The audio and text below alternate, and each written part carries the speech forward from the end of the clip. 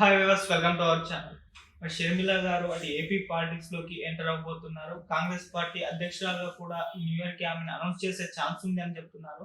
మరి నిజంగా ఇవాళ నిజం ఉందా? మరి ఏపీ పాలిటిక్స్ లోకి ఆమె ఎంట్రీ ఇస్తే ఆమె రాజకీయ భవిష్యత్తు ఎలా ఉండబోతుంది? మరి దీనివల్ల టీడీపీ జనసేన పార్టీ కూటమికి ఏమన్నా ఎఫెక్ట్ చూపించే ఛాన్స్ ఉందా, లేకుంటే అన్నగారు వైసీపీ పార్టీ పైన ఎఫెక్ట్ చూపించే ఛాన్స్ ఏమన్నా ఉందా? సో ఈ అంశం మీద డిస్కస్ చేయడానికి ప్రధాని మనతో పాటు సీనియర్ జర్నలిస్ట్ జగదేవ్ గారు ఉన్నారు. వారిని అడిగి తెలుసుకుందాం. సార్ నమస్కారం. నమస్తే అండి. సార్, ఏపీ కాంగ్రెస్ పార్టీ అధ్యక్షురాలుగా మన షర్మిల గారిని నియమించే ఛాన్స్ ఉంది. ఈ న్యూ ఇయర్ కూడా అనౌన్స్ చేస్తారట. దాదాపు కూడా ఈ వర్క్ అంతా పూర్తి అయిపోయిందని అంటున్నారు. మరి ఏంటి సార్ దీనిపైన మీ ఒపీనియన్? అంటే నియమిస్తే మంచిదనా, నియమించకూడదనే మీ ఉద్దేశం? అంటే మీకు ఎలా చెప్పాలి, తెలంగాణలో అసెంబ్లీ ఎన్నికల ముందు వైఎస్ఆర్ తెలంగాణ పార్టీని స్థాపించి బాగా రాష్ట్ర వ్యాప్తంగా తిరిగి ఎంతో కొంత గుర్తింపు తెచ్చుకున్నారు.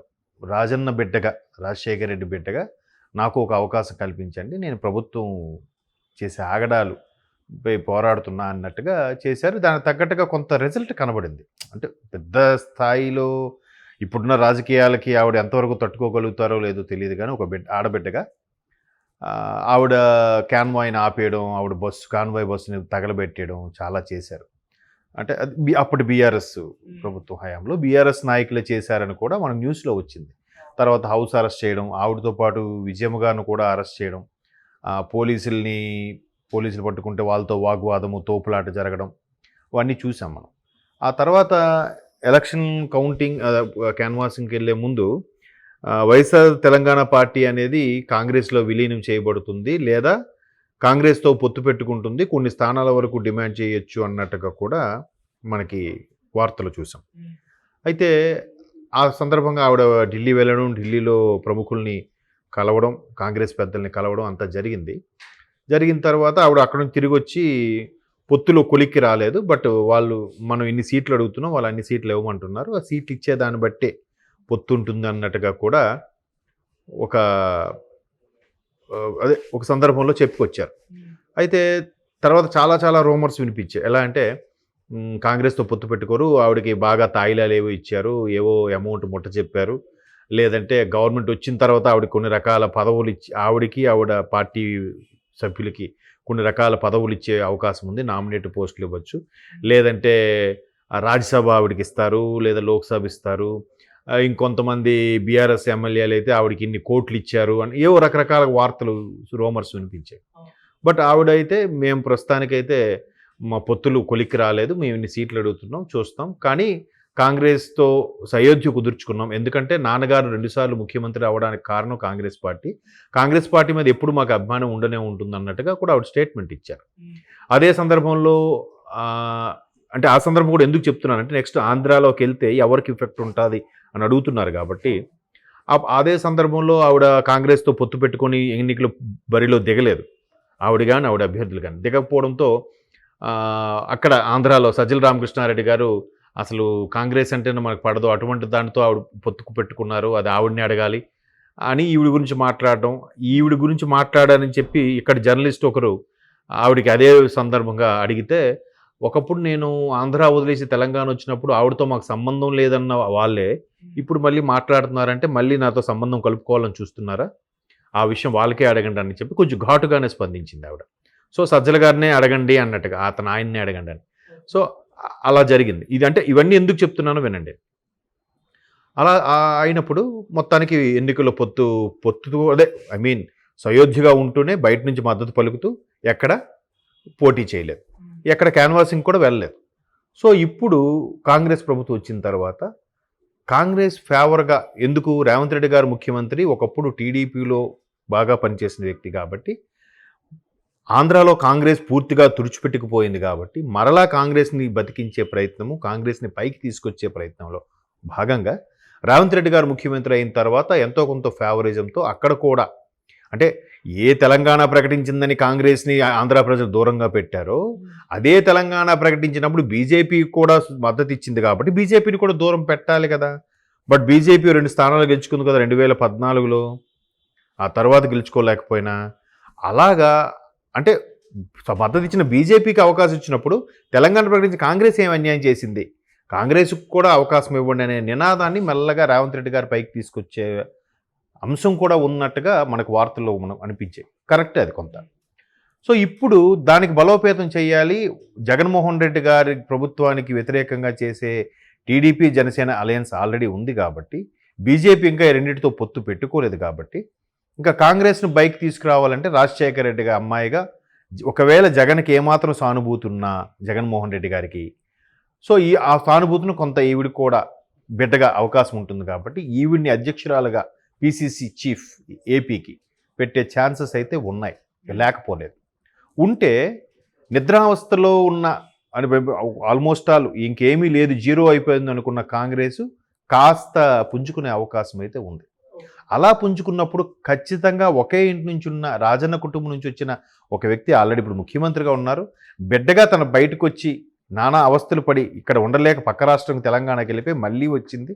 నాకు తనకు ఒక సముచిత స్థానం కల్పించాలనుకున్న ఎవరైనా రాజన్న బిడ్డలు ఎవరైనా సరే ఈమెకి ఎంతో కొంత మద్దతు కల్పిస్తారు కాబట్టి అక్కడ వైసీపీకే ఇబ్బంది కలుగుతుందని నా అభిప్రాయం.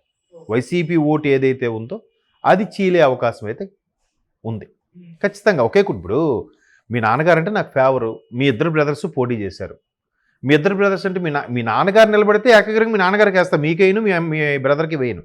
బట్ మీ నాన్నగారు పోటీ చేయకుండా మీ ఇద్దరు నిలబడినప్పుడు నేనేం చేస్తాను ఖచ్చితంగా మీకు కానీ మీ అన్నయ్యకి కానీ ఎవరికొకరికి నేను ఫేవర్ చూపించాలి.